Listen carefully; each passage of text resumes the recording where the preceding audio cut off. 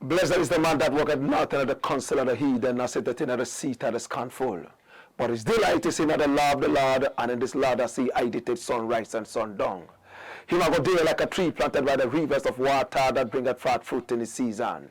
Him leaf never I go wither, and whatsoever him doeth shall prosper.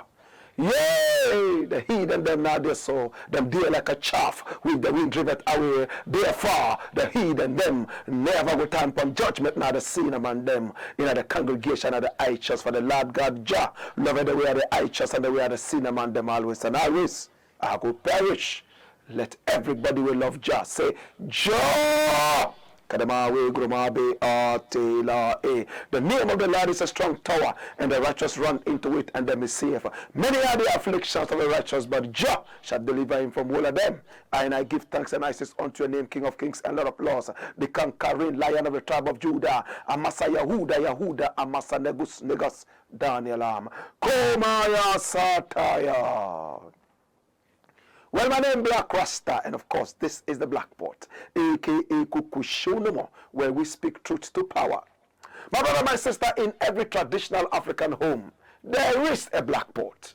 And every time this black pot rests on the fire, we know that there is something delicious cooking. My brother, my sister, what is sumptuously cooking today? Now I pray for the power of the Almighty Father to be able to cut and go through. Remember, we deal with national issues. We are talking about the service to God and country. We normally don't like to criticize, but if we must criticize, we would only criticize to build and not to destroy. This is the Black Pot, aka Kukushonemo, where we speak truth to power. My brother, my sister, I want to begin on a very beautiful note. And it is a very sad note, but it is beautiful because at the end of it all, we would have something very important to learn from this story. Now I am dealing with the Ghana International Airlines. How many of us remember the Ghana International Airlines? Remember we had the Ghana Airways. Now the Ghana Airways went defunct, and then we now came out with another thing known as the Ghana International Airlines. This is what I have decided to entitle Ghana International Airlines Loot and Share Bonanza. My brother, my sister, looking at it, it is very, very sad. Ghana International Airlines loot and share spree. It is a huge bonanza. What is Blakk Rasta talking about? My brother, my sister, we had the almighty Ghana Airways, and it did so well. At the end of the day, we were saddled with debt, and the Ghana Airways went defunct. We couldn't get it back again. Now the most beautiful plane that we had for Ghana Airways is now a chop bar, sitting right there in front of the Ghana airport, where people can go eat and drink, making a mockery of our heritage. Yes, now in 2004, the Ghanaian government decided to come and sit around the bargaining table and think about another airline. It was in the days of President Kufuor. Yes, President Kufuor. And they came out with the Ghana International Airlines. This was in 2004. And then in 2005, it started operation. Oh my God. Now in October 2005, when it started operating, we all were happy. It was just one plane. One plane. And this aircraft, my brother, my sister, was a Boeing 757. And we heard about how it was going to run around the world and make Ghanaians happy again. Now it would fly the red, gold, green, and the black stars one more time around the world. We were going to see the beautiful colors of the country flying in the air again. And so we were excited. 2004, the idea came into being. 2005, it went into action in October.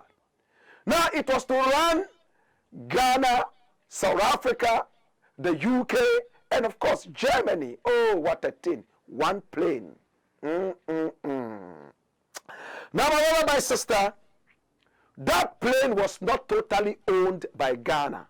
It was actually leased by the Ryan International Airline. It's an American company. Ryan International Airline. At the end of the day, whatever discussions they went into, Ghana owned 70% of the shares in there, and 30% went to Ryan. At least, it wasn't too bad. But hear me now. 2005, when the whole thing began, it only lasted 5 years. And Ghana International Airlines died, went into total oblivion, and we can't seem to be able to bring it back again. What happened to the Ghana International Airlines? The airline that was vibrant and was running between 4 countries, Ghana, South Africa on one side, England, and then Germany on the other side. My brother, my sister, Africa and Europe is gone into total distinction. What happened, my brother, my sister? Remember what killed Ghana Airways? Corruption. And remember, President Kufuor even came out and talked about the Ghana Airways, that at the time it was overbloated. It had too many workers, and they were all on the payroll of the Ghana government. Some of them were even ghost names. Now, at the time that Ghana International Airlines was flying, they employed up to about 168 people. These were the people the Ghana International Airlines decided to employ. 168 for one airline and one plane, Boeing 757. 168 people. And interestingly, if you think that was that huge, the CEO himself allegedly took an annual salary, oh my God have mercy, of over how much? 220,000 American dollars a year. My brother, my sister, if you divide this by 12, what are you going to be able to get? He was making a fortune out of one airline which operated with only one borrowed plane. In fact, listen, at the same time, the Ethiopian Airlines was also flying. And it had how many planes? It had how many planes? So many hundreds of planes. Yet the CEO was only taking $22,000 annually. So the Ghana Airlines that was flying with only one plane and owned only one plane in part was paying 220,000 American dollars yearly to one CEO. Whilst the Ethiopian Airlines that had several hundreds of planes, my brother, my sister, paid only how much? $27,000 annually. Now look at the number of planes that Ethiopian Airlines had. 133 planes, whilst Ghana Airlines had only one plane. My brother, my sister, your guess is as good as mine. Now, was this CEO an expert? Now, we all have heard about Marwan Trabulsi. Now, Marwan Trabulsi came all the way from Lebanon, became a very good friend of the Rawlinses, right? Now, he was a very good friend of President Rawlings and, of course, Nana Ajiman Rawlings. Rawlings would always defend him We all remember how Rawlings some years back came out and said he would always defend this man because he was full of integrity. Look at it. I will support Marwan Trabulsi any day. Rawlings replies Canada, Japan, because Canada, Japan was bemoaning the sad situation of Marwan Trabulsi, disrespecting national security, and even refusing to let national security enter the cargo area and search the cargo. Rawlings still came out to defend Marwan Trabulsi. Was Marwan Trabulsi in charge of Ghana Airlines? Was Marwan Trabulsi the boss in one way or the other of Ghana International Airlines? Now, my brother, my sister, 3 people were in charge. They were the key people who ran the Ghana International Airlines, and they included Gifty E. Ananias, and also G.A.M. Azu, and of course, Sean Mantey'S. These were the people who ran the Ghana International Airlines, and they ran it aground. My brother, my sister, it ran for only 5 years.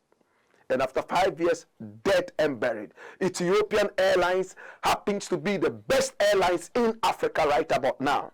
Their CEO takes home 27,000 American dollars annually, whilst our CEO right here, owning only one plane in part, was taking home 220,000 American dollars annually.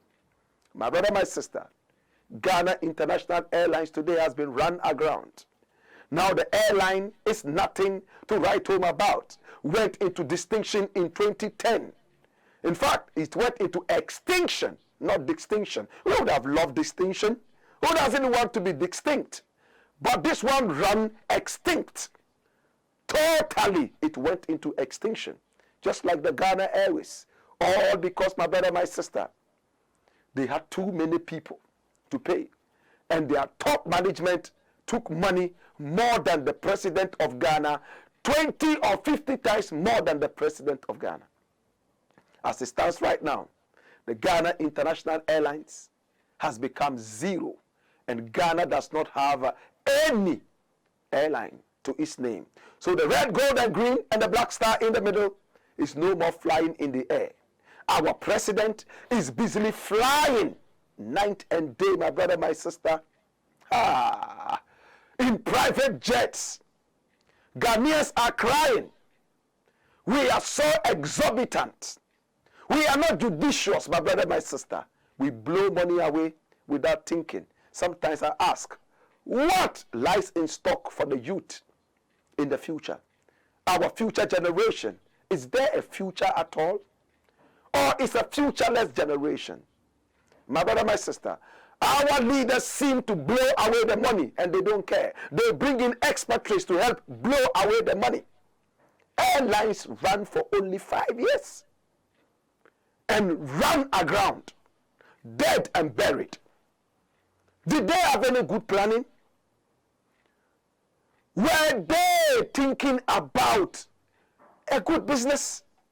Or they only tried their hand at something, trial and error, and everything died? But hear me now.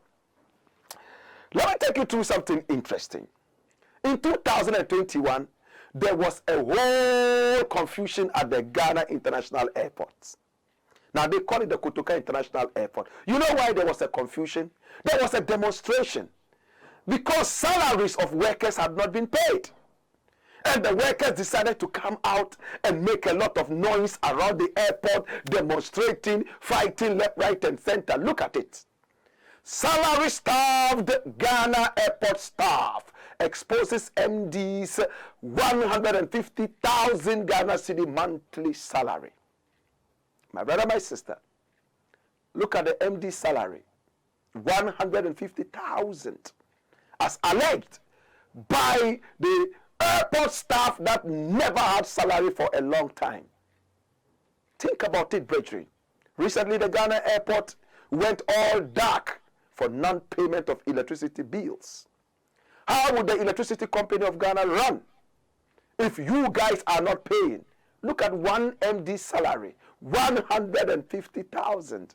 When Would we have respect for our subordinates? You'll be shocked that the MD's salary never ever delays. But when it comes to the salaries of his subordinates, he doesn't care. Some of them 5 months, 6 months, 10 months, no salary, and they don't care. After all, they are just small fries, and they are the big fishes. To God be the glory. We pray that another airline with integrity would come. How can you start an airline on borrowed glory? Ryan International Airlines, lent or leased. You were renting the plane to start your airline. Where is your gold? Where is the diamond? Where is the oil money? And you have to go and rent a plane in order to start a national airline. In itself is a curse. Why do you run the country on borrowed glory? One plane you cannot buy, yet there are members of the country that have private jets. Alright? Where's Namua's private jet? Where is the private jet Kennedy Japan said he was going to buy at the age of 60? Now you have a private jet business owned by McDan. If individuals can own private jets and the whole nation cannot own one, then I cry for this country. But we shall not lose hope. There is more glory coming, and that glory would only be received if we sit back and think and think and think and think generationally and not just topically. We want to eat now and forget tomorrow. Well, this is the Black Pot, aka Kukushunemo, where we speak truth to power. Now the next thing I want to look at is an interesting thing, and I need all of you to open your ears and eyes, listen and watch. Now this is something that I've decided to title, Review Retirement Age in Ghana. Watch it. Now, what is it about retirement age at all? Have you realized that because of the so-called retirement age, a lot of Ghanaians cheat with their age? Somebody is 72 now, but officially his papers show that he's 26. He had his firstborn child, my brother, my sister, several tens of years ago. But officially, his firstborn child is older than him, all because of the cheating. Look at our footballers. I've said this time and again. They go to play football, and it's all about cheating. People we grew with in our area, and we know their ages. They are playing for the national team, and they have not even used half their age. They have slashed their ages into 2 and still even reduced that just to be able to fit. Why can't you be truthful? You know why? A lot of these people, my brother, my sister, is all because of the so-called retirement age. In Ghana, at the age of 60, you have to retire and go home. Some people see retirement as a curse. You know why? Because the moment you retire in Ghana, within 1 year, 2 years, at most 5 years, you are dead. In fact, they would make sure they frustrate you so much. First and foremost, your benefits don't come until after about 10 years. If you are lucky and you know some big man who knows another big man and who knows another big man and then the biggest man, your salary might just come, your benefits, retirement benefits, might just come a little earlier than 4 years. How many people have retired in Ghana and they are still waiting to get their retirement benefits? Why are you so wicked? Where is their money? People have retired in Ghana, and for the past 5 years they are still waiting for the so-called calculus-minded professors to calculate how much benefit they are supposed to get. Yet when they were paying tax and working and contributing their quota to the development of this country, you calculated that adequately and you were happy about it. Now time to calculate their benefits is a problem. So most people would prefer to cheat with their age, continue to work until they die whilst working. The Ghanaian hardly retires. They die whilst they are working. By the kind courtesy of hair dye, a lot of them are able to dye their mustache, dye their beard, dye their hair. Some people even dye their pubic hair. all because they want to fit. Why? In some countries, people retire willingly, humbly, and in all excitement. You know why? Because retirement is almost like saying, I have been able to contribute enough to the development of my country, and my country has rewarded me to this tune. It's time to make way for other people to contribute their quota. Not in this country. In our country, Ghana, and most parts of Africa, it's like saying, I spent so much money to go to school. It's time to reap from the government what I suffered to get. True or false? Some people would even tell you, I remember when we were in school, there was a tutor who came to us and said, all of you reduce your ages by 5. When are you going to finish school? Before you finish school and go to another school, and the government employs you, you would end up with only 10 years to work and retire. Within that 10 years, would you be able to build a house? Lord God have mercy. That was what some people told us. And people still have it in mind. How long is your training? After your training, how long would you have to work? As if government work is the only work we can find. Why can't we be honest with our age? Anyway, some people have come out to talk. There's a professor from the University of Ghana. He's called Joseph Achu. I think so. Yes, that's his name, Joseph Achu. He's an interesting man. And he says that we should, that's him, review the age of retirement. And his reason is that, in fact, a lot of the people who are retired have so much experience and they need to share before they actually go on retirement. Oh, sir, that's a good thing. But remember, we have more people coming up who also need to replace this old man, right? Yes. What is the problem with retiring at 60? Now, if they have to share their experience, do they still have to be at work to share their experience? Yeah? Let them go home and rest. They have worked hard enough. Respect them and let them go home and rest. We can still go to them and pick from their brains. You understand that? Now, this gentleman here called Professor Joseph Achu might be saying it with a very good mind, because he sees that a lot of these people who work and have experience, they end up not giving their experience before they go. But look at the Ghanaian work situation and the workspace. The old men hold on to what they know, because they know that if they teach the younger ones coming, they will push them out and take over. True or false? So old men sit there and die with their knowledge and experience. True or false? It's like some herbalists that I know. They discovered some wonderful medicine that could change the whole world. You know why? They said they were waiting to teach that to their unborn children. They waited, their wives were barren, they died with the knowledge. Today, they are teaching ghosts at the cemetery the secret of the medicine. In the Ghanaian workspace, old men are greedy and they do not want to teach younger ones. Look, in the Ghanaian workspace, when you have a huge degree and your CV is so rich and you are even coming for employment, you are not employed. You know why? Because your boss probably doesn't have that. So you coming in, you're going to take him out. So mediocrity is what they churn out night and day. Why won't you retire and die after 1 year? They are not thinking about the nation. They are not patriotic. They are thinking about what they will eat. Hey, I suffered to learn this. Whoever is coming must also suffer. That mentality. Today you are asking for more age. Add 5 more years so people won't retire at 60 years anymore. Now 65. Look, even if Ghanaians retire at 110 years, they would still not make any difference. No experience will be shared until the mentality is changed.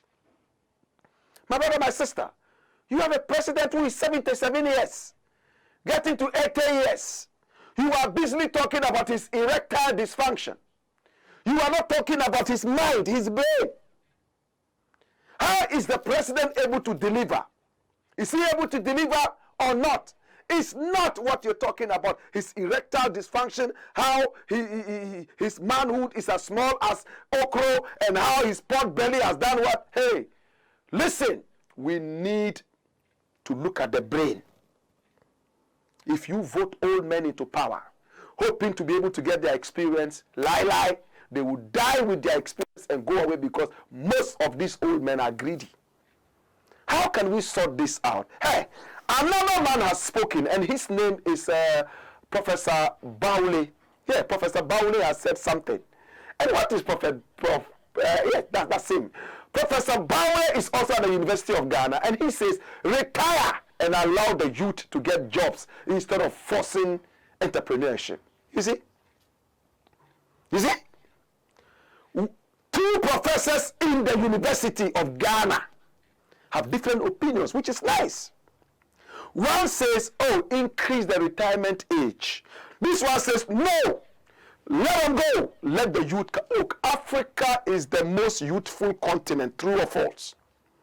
Now, if Africa is the most youthful continent, it means we have more young people than old people. So the more young people are trained, the more employment you need. Why do you still want to keep old men there? What is the importance of housemanship? Before you get employed, you have to go through a certain kind of training.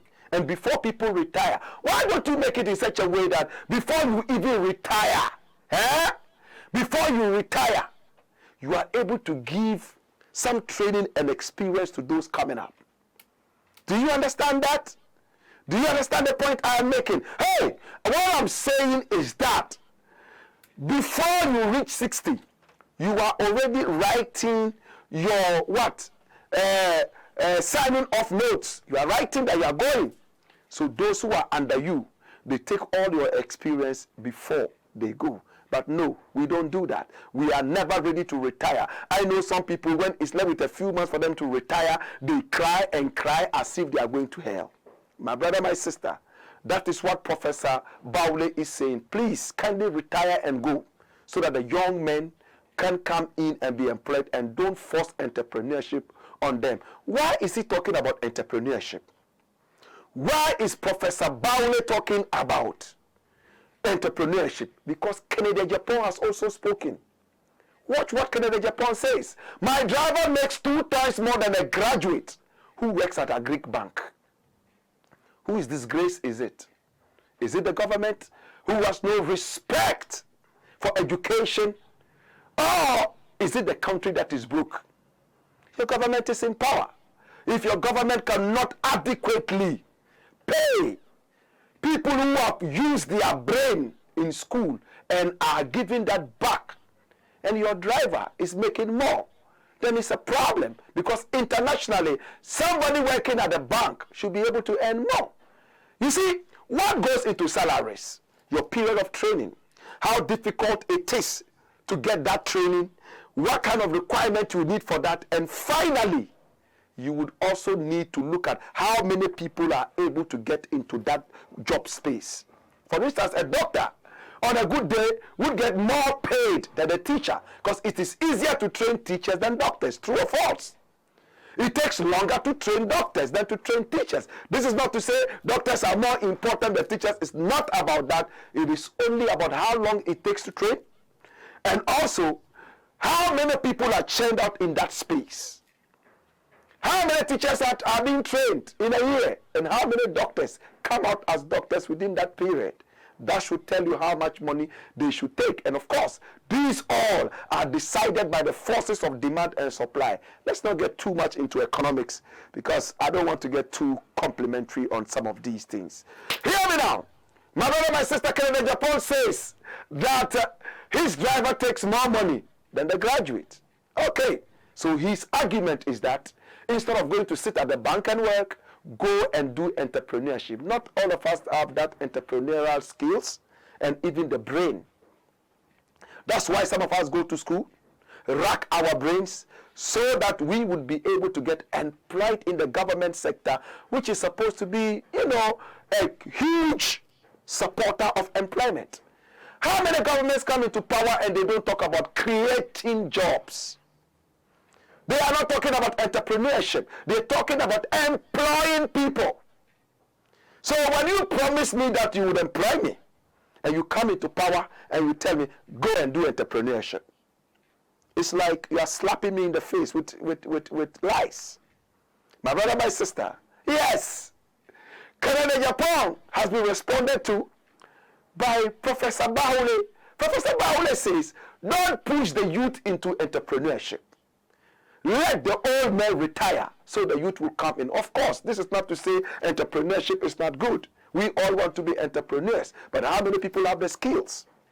Somebody knows himself that he cannot be an entrepreneur. So right from the start, he starts working on himself so he would be able to get employed by the state. My brother, my sister, this is the Blakk Pot, aka Kukushonemo, where we speak truth to power. It's all about the development of our people, our continent, our land. We normally don't like to criticize, but if we must criticize, we would only criticize to build and not to destroy.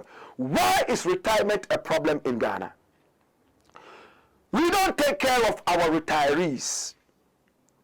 Now when people are going on retirement, it's like they are going to be sent to the firing squad. The next bullet shatters their brains. Why can't we retire like the Americans and British and Japanese do? When we are retiring, we are all happy that, hey, now it is time to go home and do other things. Rather than in Ghana and Nigeria and other places where we all believe that it's time to go home and die. My former boss used to say, I'm saving for my retirement. I dread my retirement. A month to his retirement, he came waving at all of us. If you don't hear from me again, then it means, why? Why won't we hear from you? We are only 60. Some people go all the way to 120.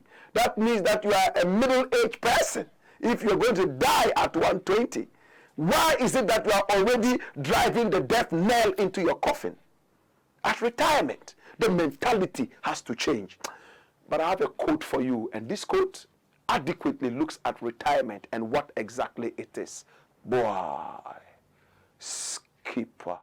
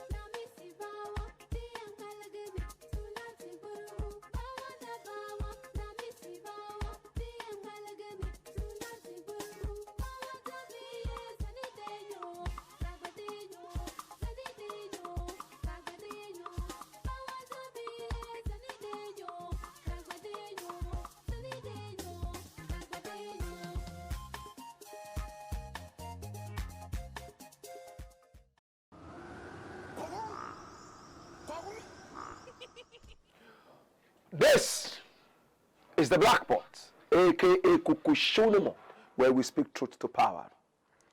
It is not about at what age you retire. It's about at what income. Now, income can be equated to your achievements. Now, everyone who goes to work wants to be able to retire and enjoy the fruits of his work. Nobody wants to work forever. But if you work small, eat small, eat hand to mouth, certainly you wouldn't want to retire. What is your target? What is your contribution to your own future? Let's think about that. My brother, my sister, this is the Blakk Pot, aka Kukushonemo, where we speak truth to power. Remember, we are live on Pan-African TV. We are also live on Loud Silence TV. We are live on Ghana Web TV and also live on Black Empire Media. Yes, our own TV, Black Empire TV. Remember to follow us on social media and subscribe to our YouTube page. That's Black Empire Media, and our Black is spelled B-L-A-K-K. Subscribe and then hit on the notification button so you'll be notified every day, Monday to Friday at 4 p.m. sharp, so you can watch us live, speak truth to power. My brother, my sister, the next thing I want to look at is interesting. And it's about Okraku Mantey. How many of you know Okraku Mantey? How many of you know Okraku Mantey? Now, Okraku Mantey is a man who loves music, high life specifically. That's him there. In fact, he became one of the youngest music producers, executive producers in Ghana when he did sleep music. He achieved quite much. Yes, Lord Kenya and so many other people passed through his hands. It came to a time every musician in Ghana had to be associated with Okraku Mantey in order to be relevant.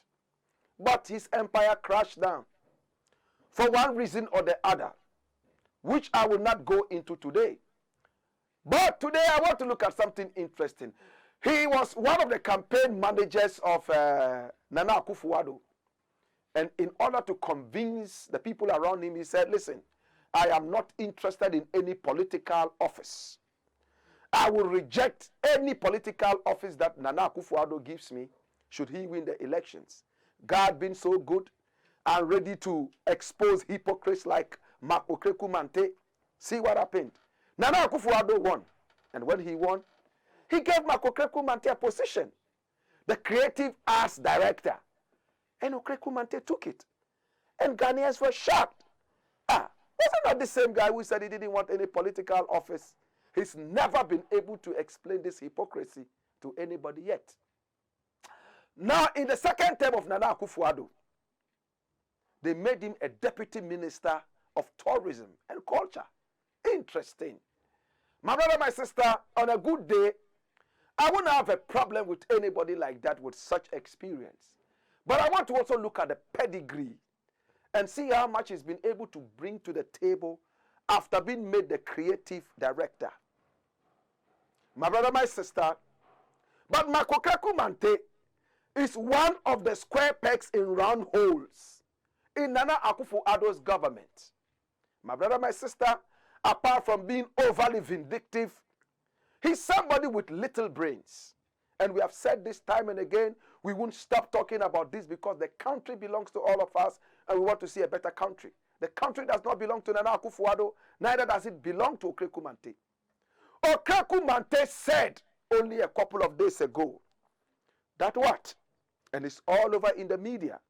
Watch it. Use your microphones to say good things about Ghana. That's Okraku Mantey.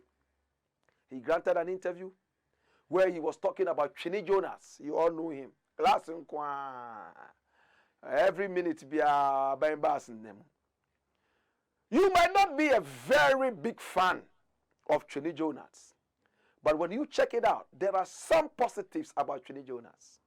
Okraku Mantey said that Chini Jonas is not somebody discerning Ghanaians should listen to, because it's a hot critic of the government. And of course, he uses harsh words. We are yet to tell that Chini Jonas is aligned to any political party. Just like me, he hits cold and hot. He cuts in both directions. A man like this is very difficult not to support. And sometimes, when diplomacy falls and crumbles like a house of cards, it is time, my brother, my sister, to apply force so that when you give them such harsh words, it will be a shock treatment to their dead brains.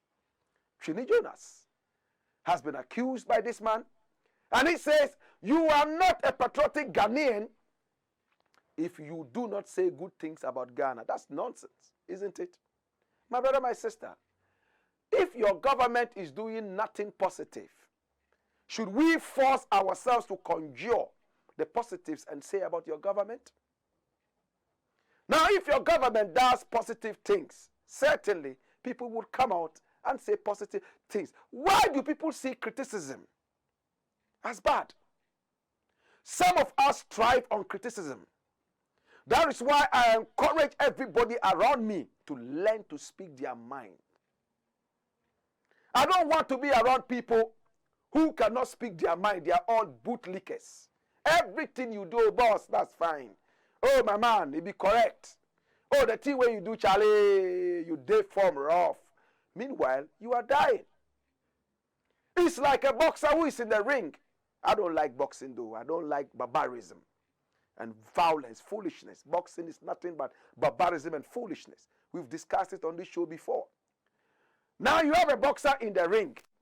He's messing up, taking the punches, and his coach is telling him, oh, man, you're beating the hell out of the guy, man. You're beating the hell out of him, man. Yeah, you're the man, man. And he's taking all the hefty punches, and he's going down. You are doing more harm than good, my brother, my sister, to your boxer. Same way, my brother, my sister, they are cans wearing silly when they said you're all trakwano on nimse chia. Yes, my brother, my sister, as you are constructing the road, you might not know exactly if you are constructing a straight road or a crooked one. So people need to tell you, oh, put the road like this, move it like this. That is what that proverb stands for and means. My brother, my sister, Okraku Mantey'S says, you are not a patriotic Ghanaian if you do not say good things about Ghana all the time. Yes, Ghana has positives. Just yesterday, I think we did, was it yesterday? No, on Friday, we did the positives of Ghana, right? But we can't come out and be talking positive, positive, positive when we are surrounded by negative, negative, negative. We can't be liars. My brother, my sister, think about it. This is the Black Pot, aka Kukushonomo, where we speak truth to power. But hear me. In Africa, if you are a critic, there are several coffins that have your name on. But if you are a bootlicker, in fact, there's a hot, hefty paycheck for you. People are not ready to speak the truth, all because they will be marked for death.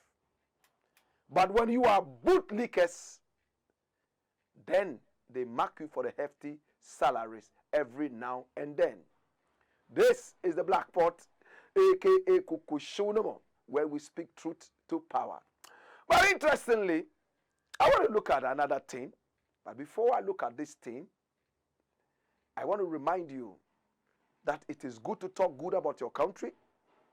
At the same time, when your country goes wrong, you have to criticize your country constructively. That's why we say we criticize to build and not to destroy. It's out of the critique that we are able to put things right. When we all say, oh, it's okay, it's okay, it's okay, and the house finally is on fire, remember we all will be consumed, not only the managers of the land. To God be the glory. This is the Black Pot, aka Kukushonomo, where we speak truth to power.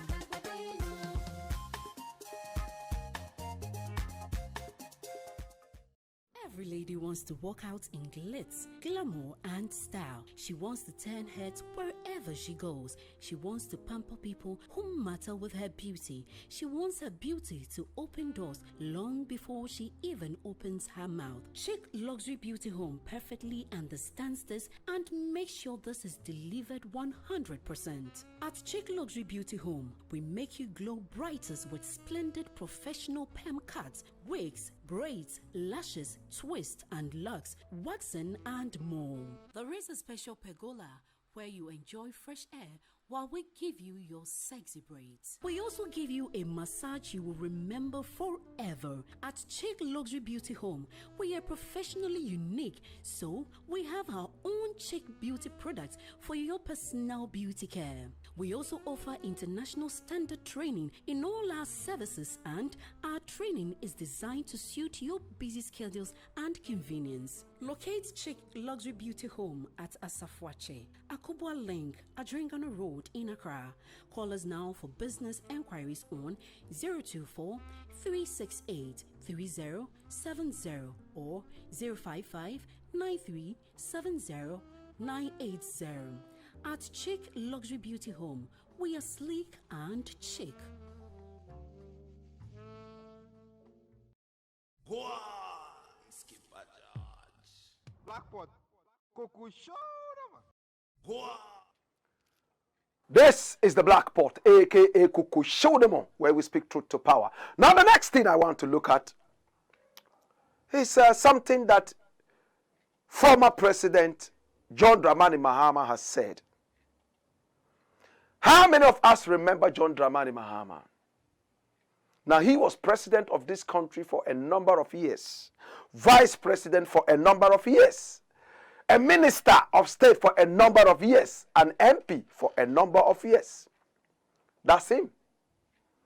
Yes. Now he's in opposition. In fact, after serving one term on his own, he was shocked. In fact, he took Ghanaians for granted when he was in power. He told us he was a dead goat. And for that matter, all the noise Ghanaians were making did not matter to him. He said that, hey, yes, all the demonstrations during the election year, we are aware of that. And we will not budge. We won't do anything to throw our budget out of sync. Of course, he could have said it in another way. That's why we, people who have studied literature and speech, would use euphemisms most of the time. My brother, my sister, the dead goat John Dramani Mahama all of a sudden went into opposition. And Nana Akufo-Addo came into power.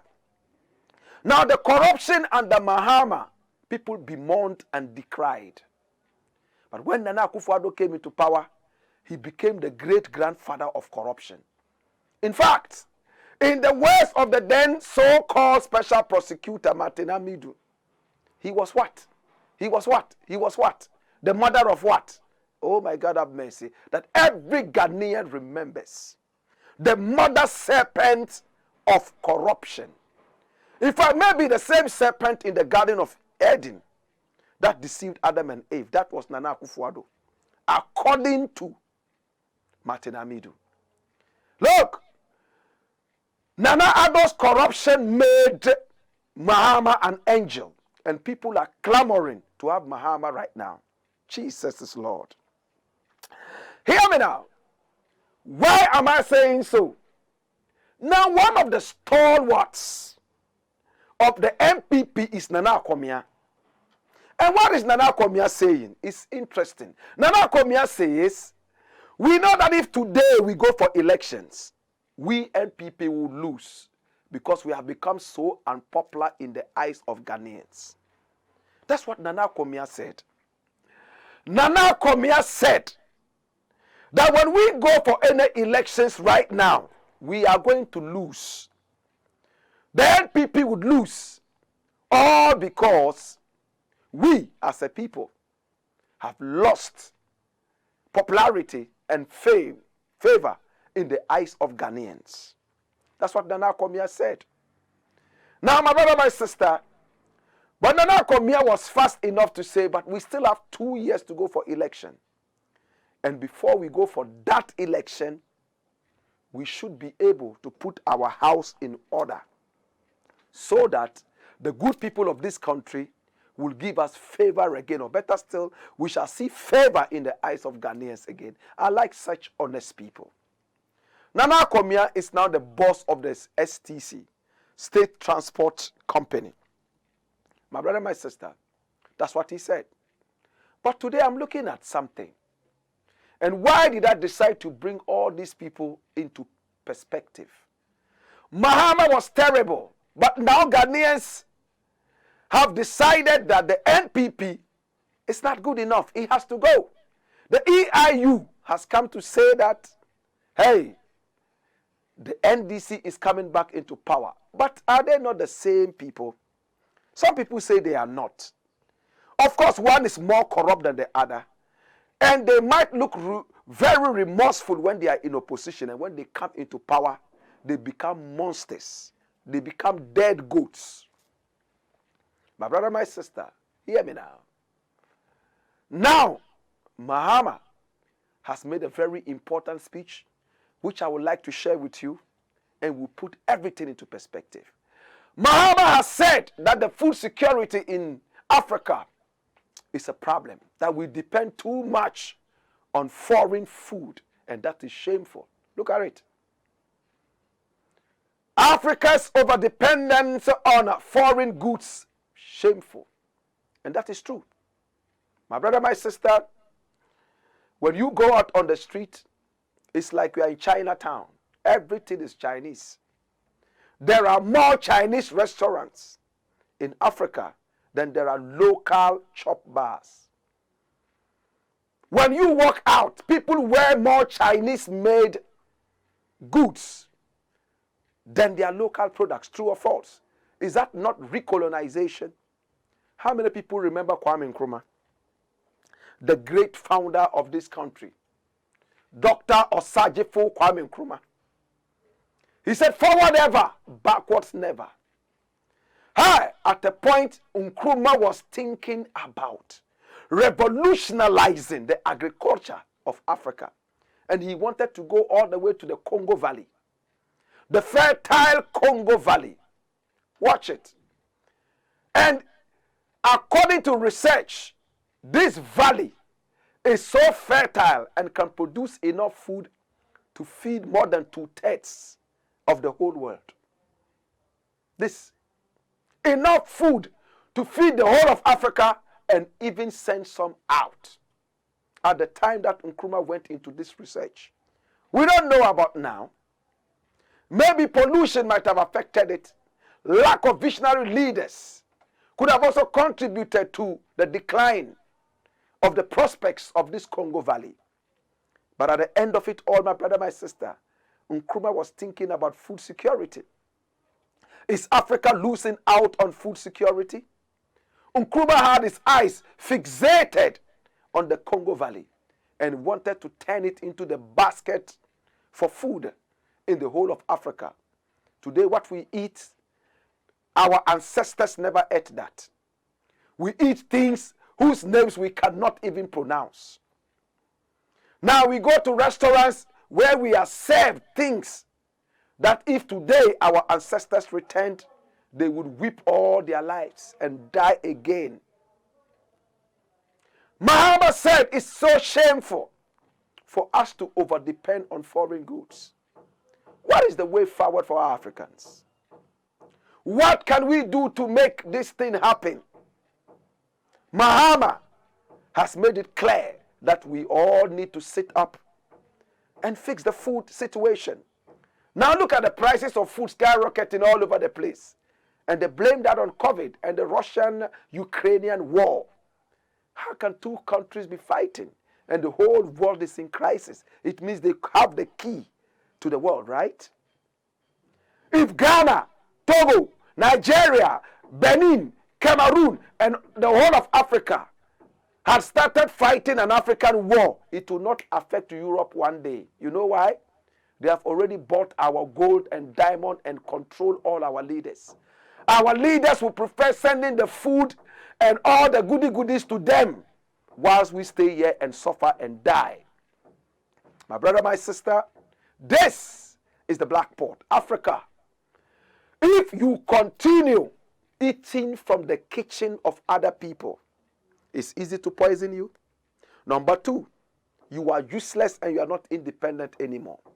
That's why Sankara made a very important statement when he said, he who feeds you controls you. They feed you, so they control you. Are we ready to do away with the champagne that only feeds a few people and go for the water that feeds everybody? You want to hear it again? Do you want to dwell on the champagne for the few people or the water that is for everybody? Think about it, brethren. Until then, we need food. In Africa, we've been blessed with enough land to be able to deal with our food situation. You are importing cassava all the way from China. Why? Cassava. When, my brother, my sister, the white man came into this country from Portugal and saw cassava growing here, he was shocked at the alacrity with which we upheld the production of cassava. Even in the Everland, they call it agbeli, which means life. Why do you give your life to China? Now you go to China to bring back life, agbeli. Our Greek minister says, oh, we are not importing cassava, it's just cassava starch. Cassava starch. To God be the glory. I leave it here. I'm going to look at the last thing and I'm done. And this one I've decided to title PREMPEH, the First House in Seychelles in Focus. Hey, PREMPEH the First. How many of us remember PREMPEH the First? He was a king of Ashanti. Otumfuo.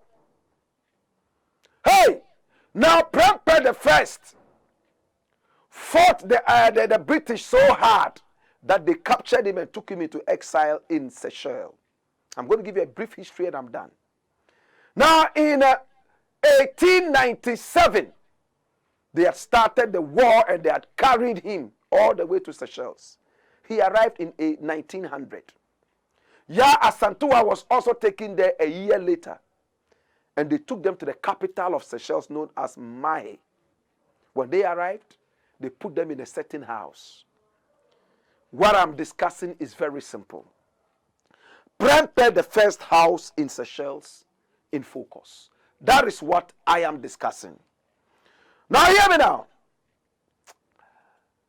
PREMPEH the first, the house that he lived in. Watch it. You see the house today? And that's PREMPEH the first. He said the house Asante Ajiman PREMPEH the first lived in for 24 years in Seychelles. Why is it coming into focus right now? Now the ambassador of Botswana and some other places, including Seychelles and South Africa, is called Charles Owuredu. He has tweeted something. You know Charles Owuredu?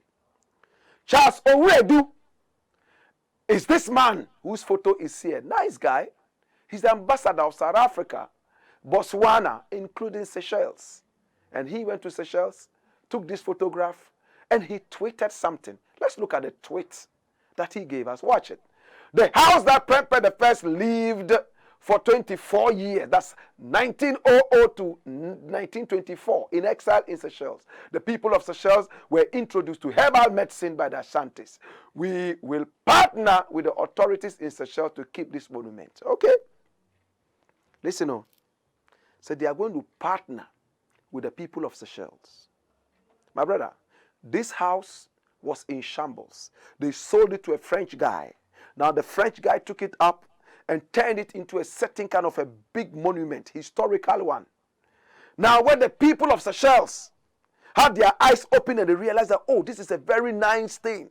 Hey, it has this historical underpinnings. They went and bought it back from the French guy and they turned it into a national monument. Otumfuo was there a few years back and he also sat at the same place and took a photograph. I needed to show me that photograph of Otumfuo, PREMPEH the first, sitting in front of the house in black and white. That was when they arrived in 1900. That's if you have that photograph. Now, if you don't have it, watch this. The President Otumfuo also went there and sat right in front of the same house.